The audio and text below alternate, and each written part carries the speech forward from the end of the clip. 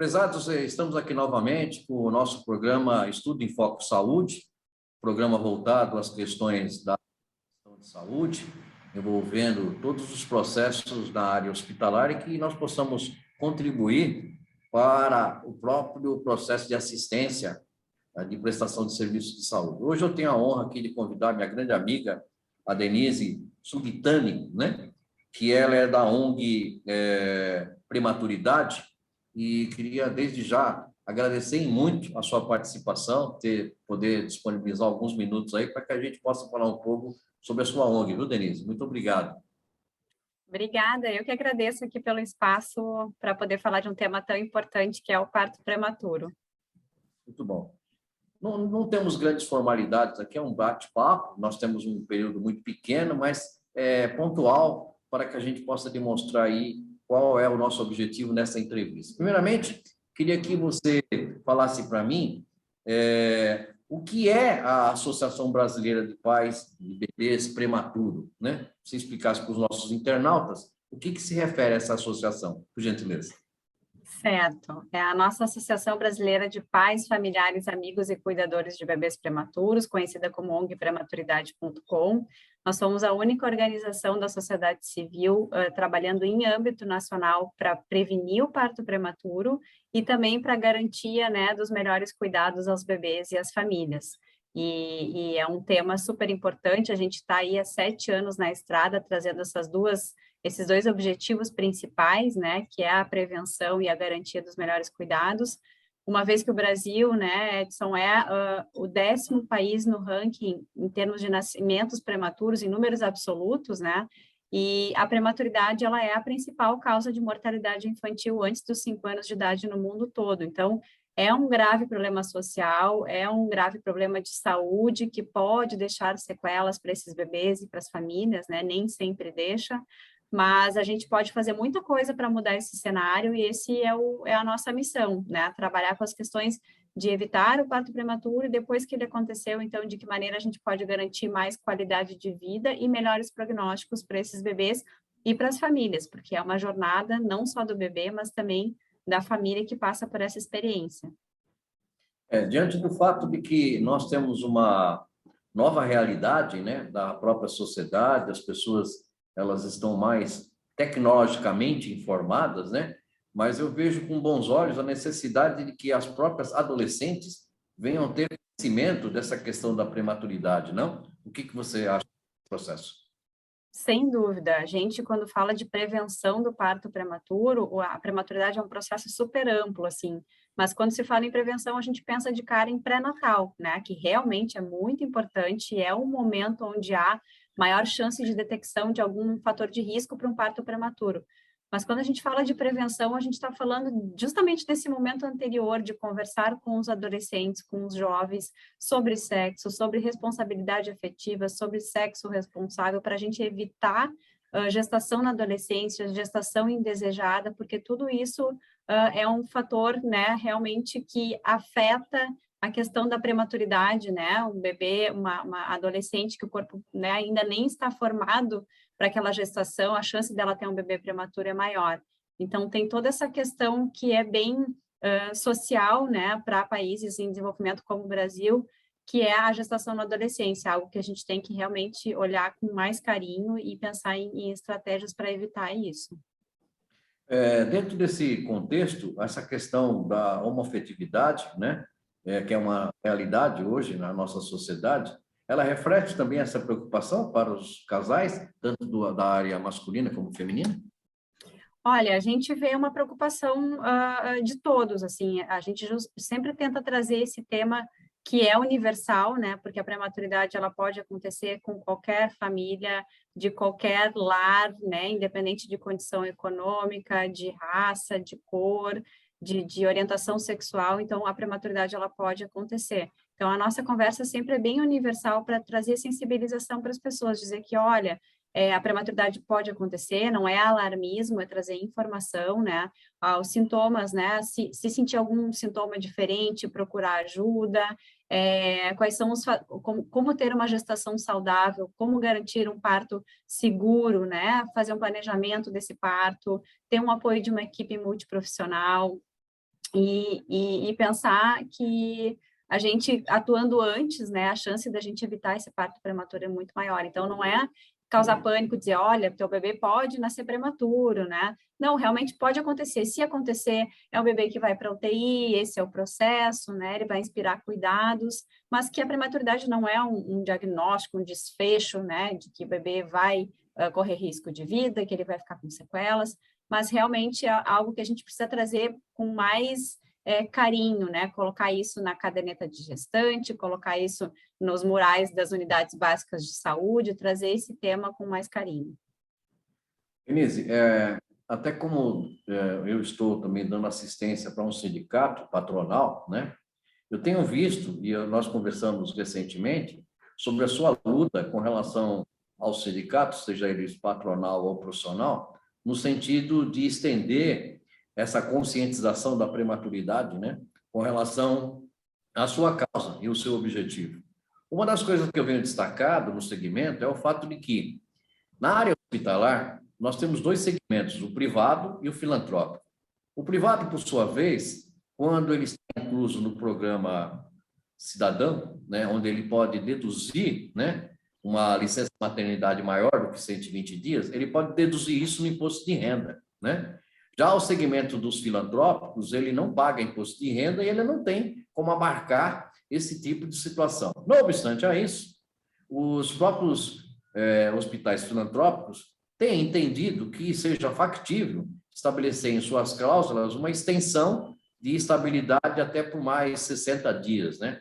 O que você vê e o que você esteja fazendo nesse mundo de relações coletivas?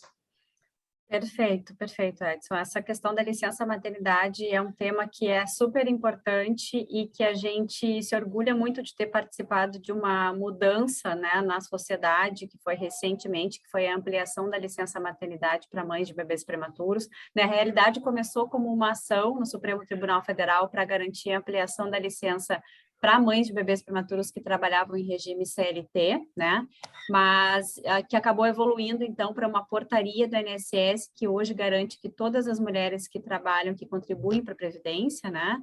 Que são previdenciárias, se essas mulheres ganham bebê e o bebê, por algum motivo, seja prematuro ou não, fica internado mais de 14 dias, essas mulheres têm garantida a ampliação da sua licença, que é adicionar aos seus 120 dias ou 180 dias, no caso da empresa, né, do programa Empresa Cidadã, adicionar o período que o bebê ficou internado.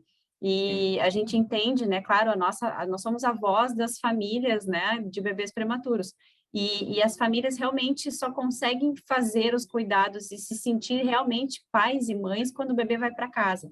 Enquanto o bebê está na UTI, as famílias são privadas desse momento. Então, por isso é uma grande conquista, né, para garantir aí uma sociedade menos violenta no futuro, crianças mais felizes, mais afetivas, mais empáticas. A gente precisa garantir esse momento da família com o bebê que ficou na UTI. Então, ampliação da licença maternidade para mães de bebês prematuros é uma realidade que já está acontecendo.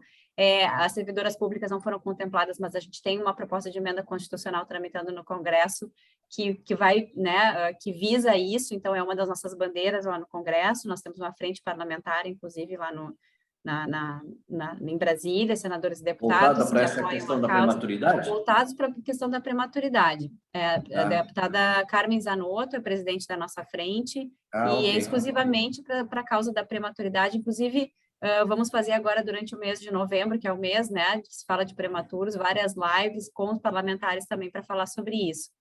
E a questão da estabilidade que tu comentaste, né, Edson, é super importante também, porque o que acontece? A gente sabe que muitas mulheres, né, são demitidas assim que voltam de licença maternidade, por N motivos. E é algo que, se não há uma justificativa muito, muito plausível, isso é muito ruim, é muito injusto, né? A mulher recém voltando de um momento delicado, precisando trabalhar, e eu digo que a mulher, ela volta até mais capaz de uma licença maternidade, ela volta mais diligente, ela, né, aquela história da mãe polvo, ela se vira nos 30 e ela está muito melhor para essa empresa. Então, a gente entende que é importante garantir um tempo para que ela possa mostrar para o seu empregador que ela ainda é capaz, que ela tem, né, capacidade produtiva, que ela vai entregar, que ela pode entregar, Então, é muito, muito louvável ver que já existem, né, categorias que garantem 60 dias de estabilidade, 75 dias a gente já viu aí de estabilidade pós-retorno da licença. Então, assim, a chance de uma mulher ser demitida logo que volta de licença é grande, já existem estudos até da Fundação Getúlio Vargas, levantamentos trazendo esses dados. Agora, imagina para uma mãe que gozou da sua licença ampliada, que é um direito seu, ela não está pedindo nenhum favor, né? O bebê nasceu prematuro, ele ficou internado e ela ficou um tempo ainda maior fora, né? Afastada do trabalho. Então, a chance dessa mãe que gozou dessa licença ampliada ser demitida é maior. Então, por isso que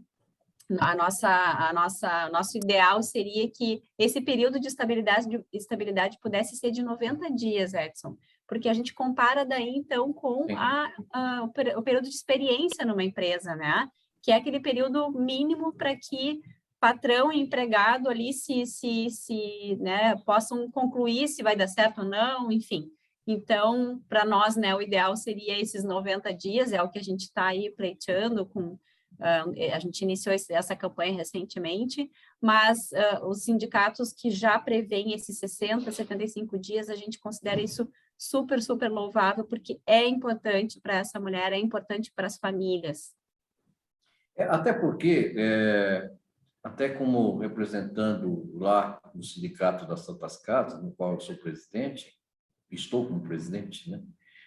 Existe a questão de que as pessoas precisam, pelo menos, entender o que nós estamos falando. Não estamos falando em aumentar o período, né, de gestação. É o fato que, muitas vezes, essa prematura, que eu tive essa experiência há muito tempo atrás, quando meu filho nasceu, a esposa foi para casa e o menino ficou internado lá por alguns dias mesmo, né? E eu até ficava lá aos prantos, chorando no leito do menino, né, porque ele tinha problemas, né, e ficou alguns dias internado. Então, aquele lapso de tempo que é concedido como benefício para a gestante, ela fica refém de um prazo que a criança ficou internada e ela não vai ter esse problema de ficar mais tempo para a criança. Então, se trata aí, pelo que eu sinto, dentro do seu objetivo, uma questão social e de reconhecimento dessa questão maternidade. Estou correto? Exatamente, uma questão de humanização, né? A gente está falando aí de um vínculo afetivo que é quebrado, digamos assim, né?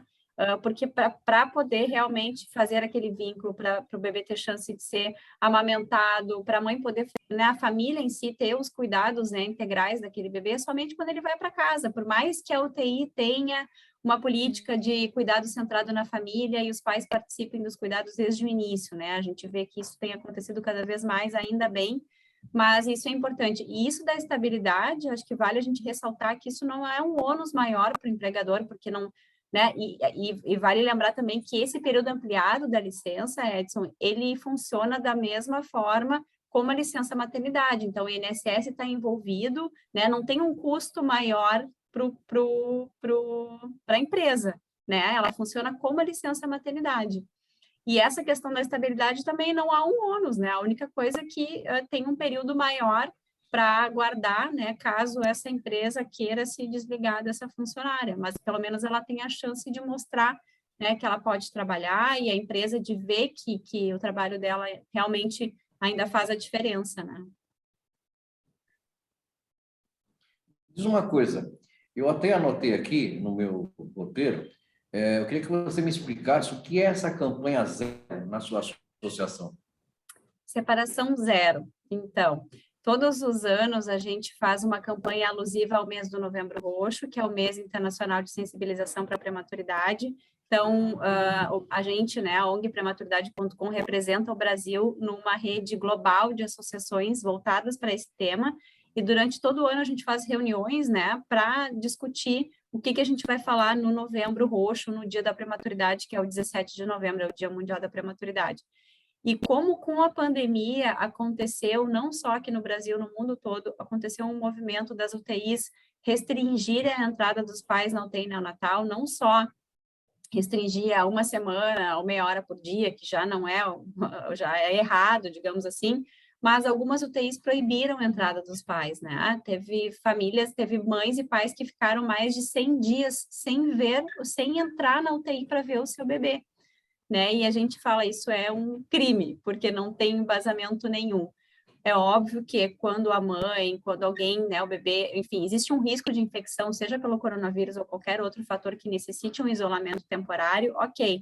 Mas fora isso, a recomendação da Organização Mundial de Saúde, do Ministério da Saúde, desde o início da pandemia, foi mantenha pais e bebês prematuros juntos, porque o impacto negativo dessa não presença da família com o bebê é muito grande e é a longo prazo, Edson, é para o resto da vida, a questão do vínculo, saúde emocional, enfim, os pais precisam estar ali com seus bebês e também é um direito garantido, né? O Estatuto da Criança e do Adolescente garante esse direito da presença dos pais ali junto com os bebês.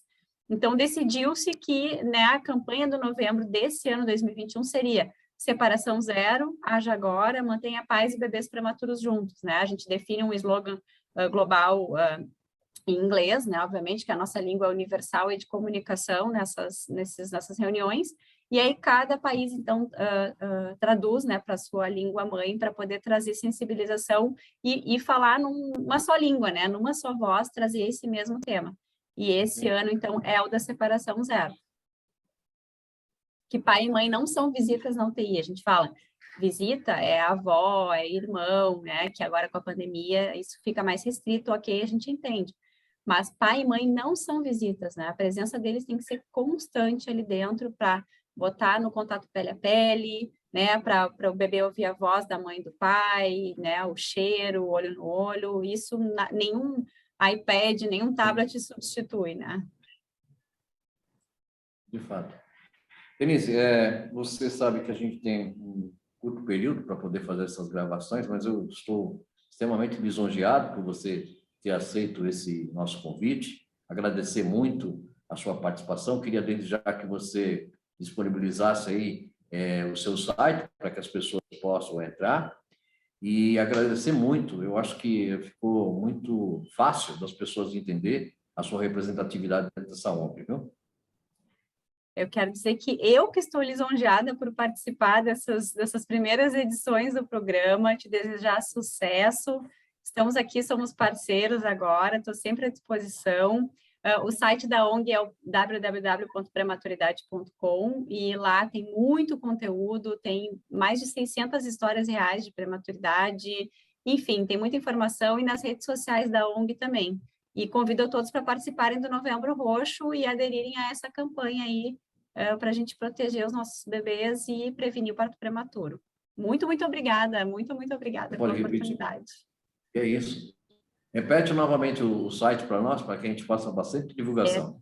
Certo, é o www.prematuridade.com. Ok, muito obrigado. Queria agradecer a todos por estar lisonjeado com a Denise, diante desse maravilhoso trabalho que ela faz. Queria que vocês, posteriormente, dessem o like lá no nosso canal, para que a gente possa estar contribuindo com todos, e que os senhores não deixem de acompanhar também os nossos programas na TV Relacionamento, e visitem aí o nosso site, www.estudoemfocosaude.com.br. Um grande abraço a todos e fiquem com Deus.